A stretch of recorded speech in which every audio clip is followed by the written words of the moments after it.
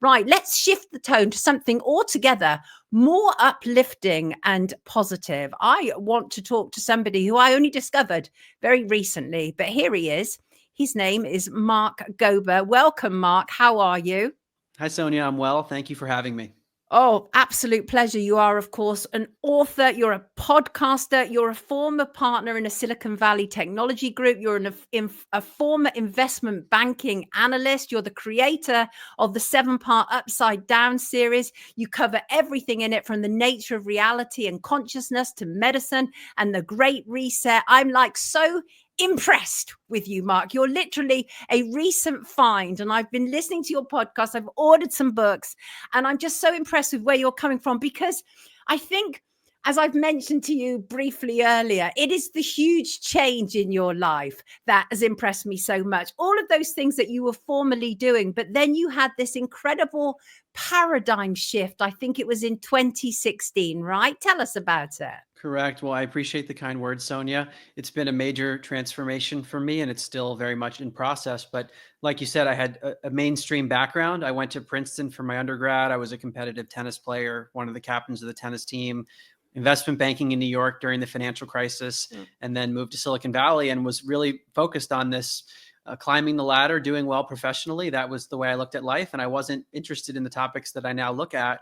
I used to have a worldview that life is random and meaningless, and that we can create meaning in our own lives, but we're really just making it up.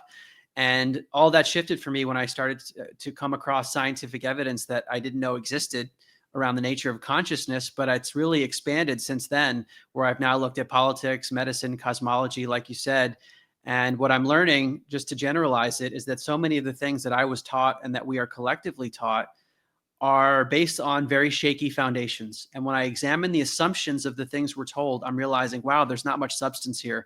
And it is pretty mind-blowing, because when I started, Sonia, I wrote my first book, An End to Upside Down Thinking, while I was still working at my firm in Silicon Valley. Wow. I thought I was done, and that was my book, and I was going to keep with my career. But it has unraveled into this exploration into other areas, and I left my firm about 5 years ago to continue this. I mean, it's such a huge sea change. I'm not even entirely sure where to start, really. What was it that led to that exact shift, though? Because it's quite hard, isn't it? You're in this very comfortable job, a series of comfortable jobs, presumably paying very well, leading a very decent lifestyle. When people lead that kind of decent lifestyle, they're not always forced to question the kind of meaning of reality or existence. So what was it that sort of pushed you over the edge, do you think? Well, I think we should examine that word comfortable that you said, because I thought about that a lot. It Right. was comfortable in that it was very secure. And I was on a great path where I could see stability, but yet internally, I was feeling very conflicted, like I wasn't doing something that had deeper meaning, like there was some kind of purpose that I was not fulfilling. And I didn't know what that was. So it made the ups and downs of life increasingly difficult to deal with. It felt like being on a treadmill, and I almost was like a zombie by the time 2016 hit. I was just turning 30. I'm like, what am I doing with my life? And at that time, I was not looking for something new explicitly, but I just became curious, started listening to podcasts, alternative health shows, and it opened my mind to some ideas, which eventually led me to start reading books. So I think there was probably something existential within me that did not feel comfortable, even though externally it looked comfortable. I've got you. And your first one, of course, was An End to Upside Down Thinking. And that actually almost immediately won you the Best Science Book of 2019, IPPY Awards. Excellent stuff. Brilliant first response to your books. And it's so a lot of it, let's kind of tackle this, because there is a progression through your titles, isn't there? There's a clear progression. And right at the start, I mean, I'm not claiming to have read them, but I've got a good idea about them now. But right at the start, it's almost like you're starting to explore the territory. So talk to us about An End to Upside Down Thinking, because I think what that did was it set in motion what was going to follow. Yeah, it's interesting. My publisher named Bill Gladstone from Waterside Production. Sadly, he recently passed away. But when I reached out to him, I was not an author. I had a manuscript, but I wasn't planning on being an author. And he said, I love this, but the title of the book should be An End to Upside Down Thinking. And he, as an experienced person in the publishing world and having seen so much in life, he knew that there would be more and that there was this upside down theme. I didn't realize it at the time, but the notion of upside down thinking in this first book relates to the nature of consciousness, which sounds very abstract, I know, but consciousness is fundamental to our lives, because right now, if we didn't have a consciousness, we wouldn't be able to experience this conversation or even ask questions about what we're doing here or ask questions about what's happening in the media or politics. So we need to have a consciousness in order to experience life. And what I didn't appreciate until my research began was that science and philosophy do not have a good understanding of consciousness or where it comes from.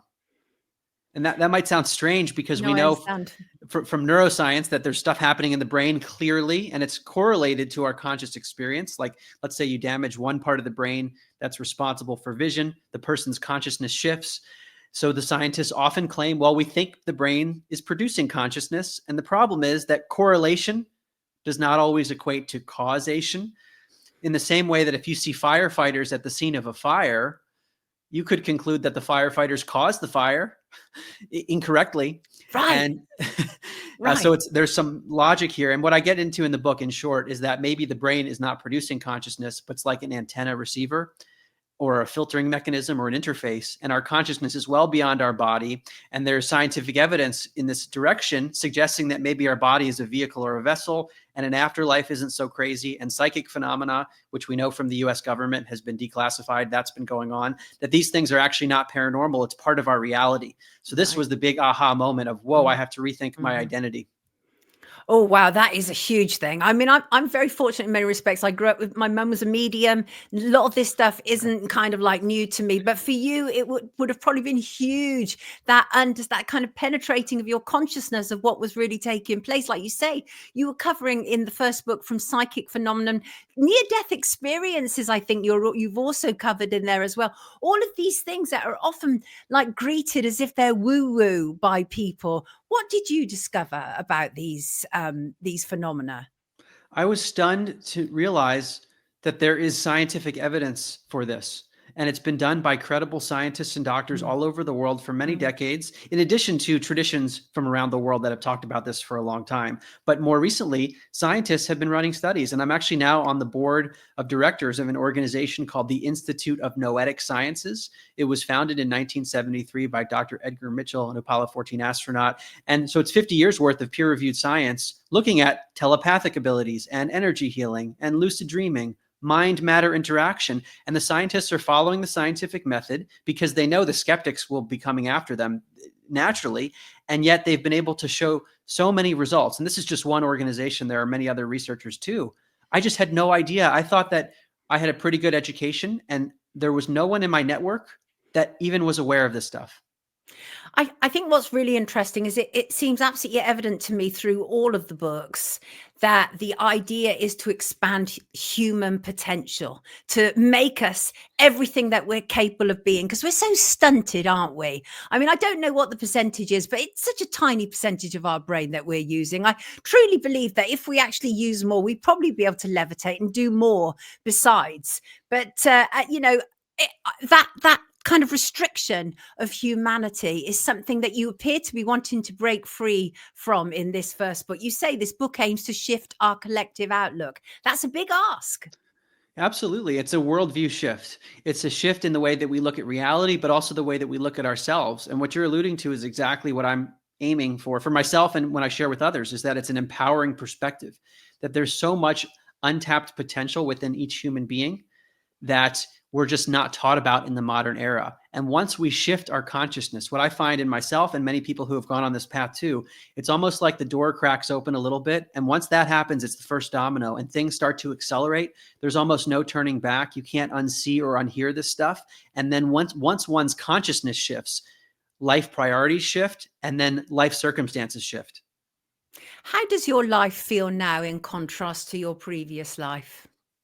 It feels more authentic. It felt Yes. previously like I was pushing through, and I got very good at pushing through, but it became more and more intolerable. So what I would say also is that I'm less capable now, or it becomes more intolerable for me to be inauthentic now. Like I'll feel it physically in my body, might even get sick. I'll feel the chest tightness.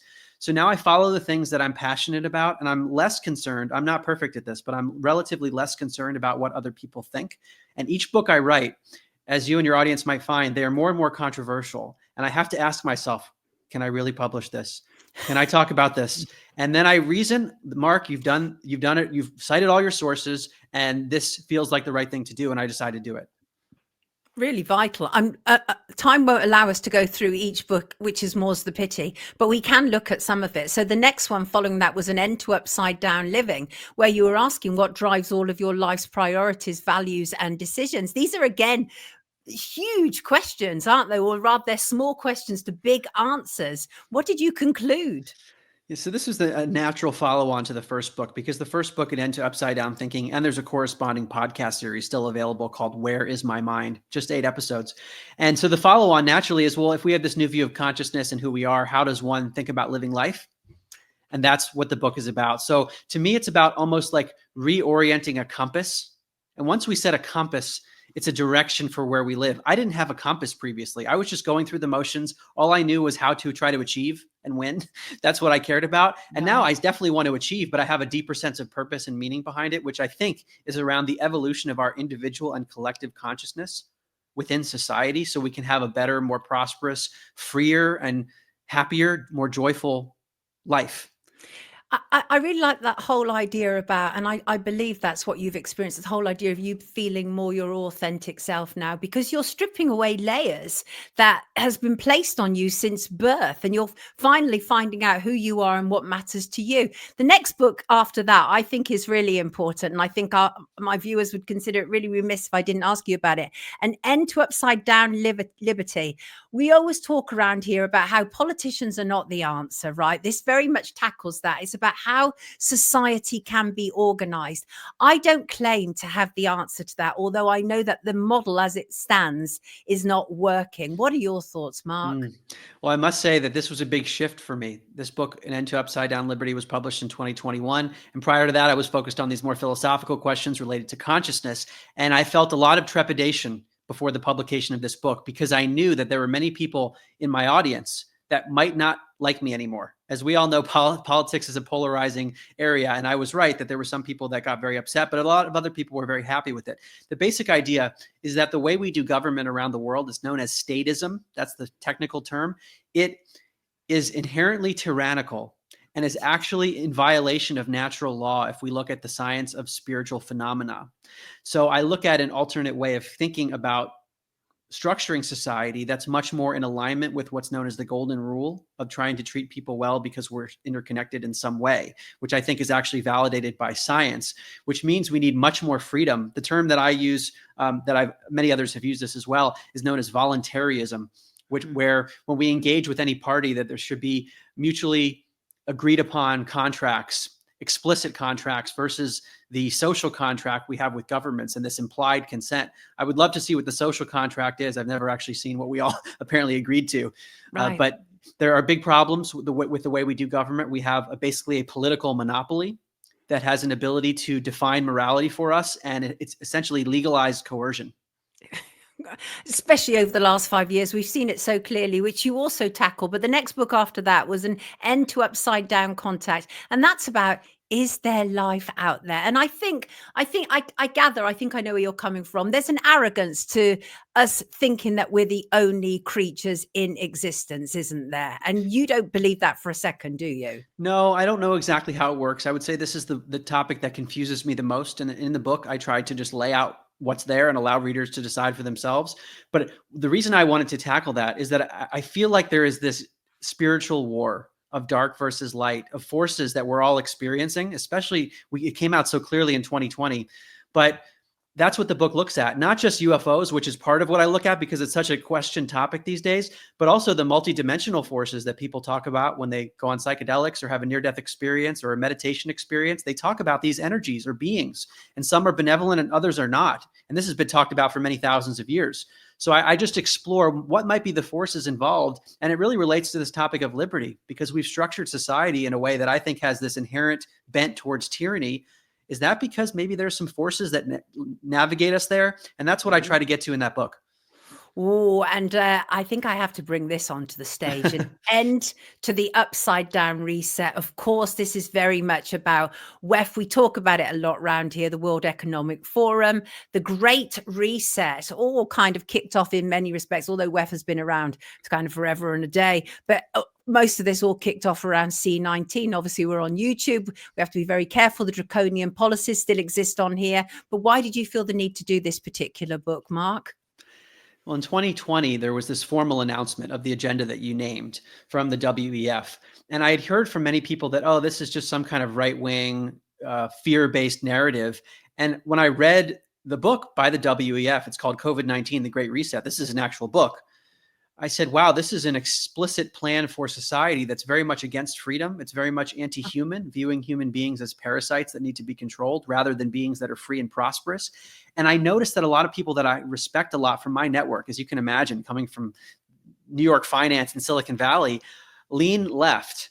And these are people that mean well very often. So part of what I do in the book is break down the psychology of that ideology and show how compassion can be weaponized in the hopes that I know your audience probably will love this book, but also your audience members probably have friends who you can identify with around what I just said. They mean well. They just have only been exposed to one area of the media or one area of education. And if they knew these other things, maybe they would realize there's more to the story.